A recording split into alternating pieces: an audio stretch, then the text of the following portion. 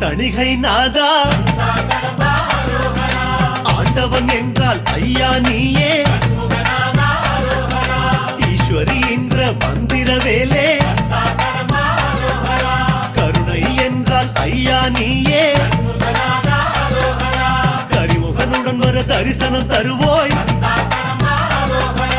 காரியம் யாவிலும் ஜயமே தருவாய் தம்பி சபரீசன் விரும்பும் சீலா